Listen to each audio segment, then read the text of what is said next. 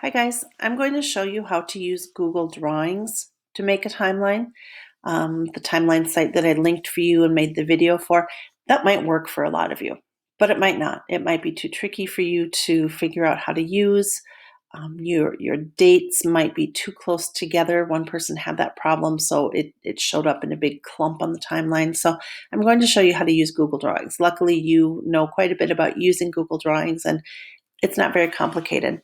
So you would start by going to the Royal Oaks webpage, roes.sowashco.org, and then just point to students and go to Google Drive.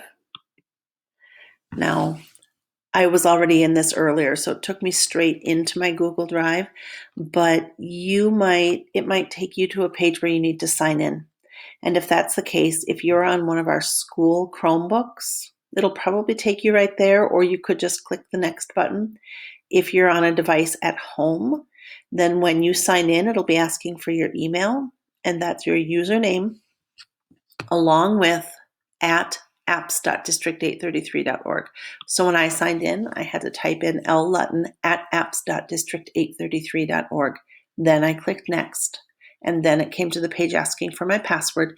And your password, of course, is your regular school password, capital letter, small letter, and all of your numbers. Now, once you're into your Drive, or once you're into Google, into your dashboard, your Drive is where you want to be. Yours might not look exactly like this, but you should see this symbol somewhere to get you into the Drive.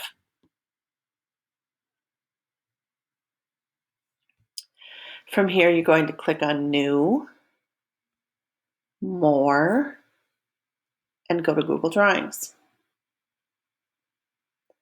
And from here, you're just going to use the tools, the shapes to make a timeline. So we'll start here.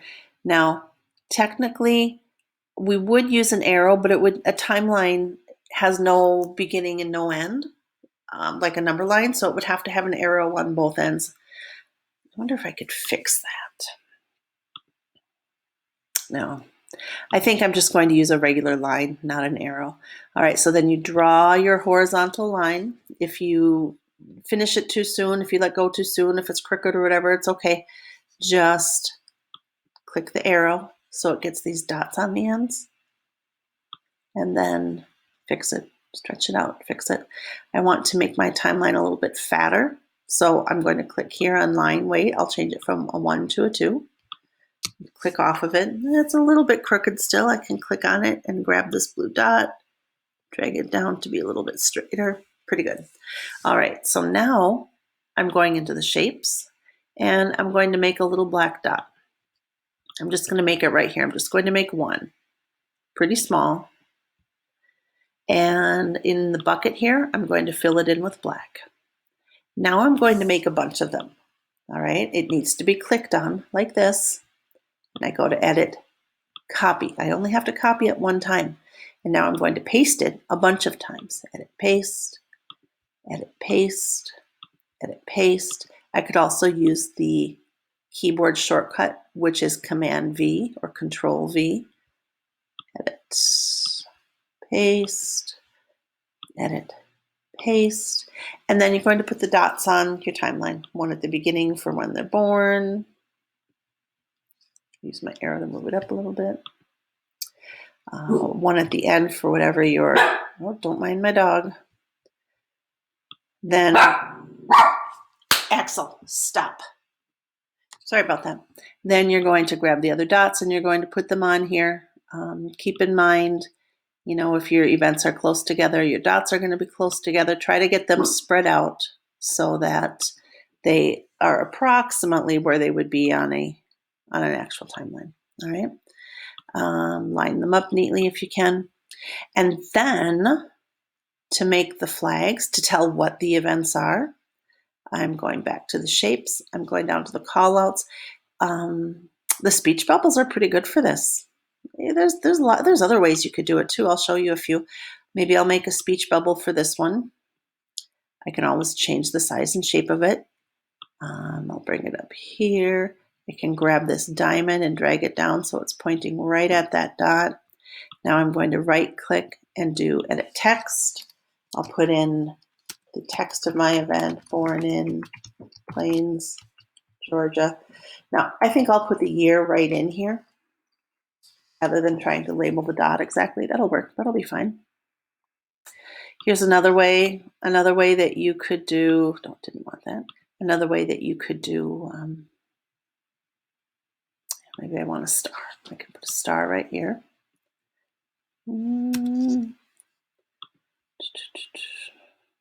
I'll do this star. Kind of hard to write in that one, isn't it? Not much room for text. I'm going to delete that one. I could use one of these shapes too. You know, maybe I'll do this. Watch this. I'm going to, maybe this is one of the events that needs to be under here. So I'm good down here. I'm going to put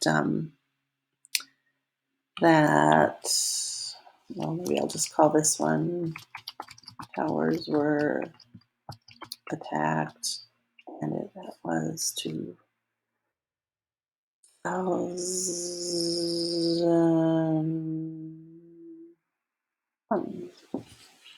Now I need an arrow though, right? So I'll come back up here to where the lines are. I'm going to pick an arrow this time, and I'm going to draw my arrow from here to here. All right, whoops, put that in by mistake, delete. All right, so remember that Google saves. I'll call this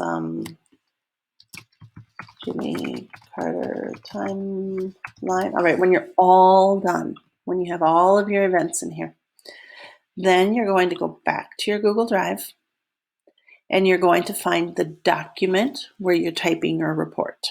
So I put mine in my starred items. I gave it a little star so I could find it easily. Here is my Jimmy Carter report. Now watch this. This is really slick. Here's all my words. Blah, blah, blah, blah, blah, blah. Typing about Jimmy Carter.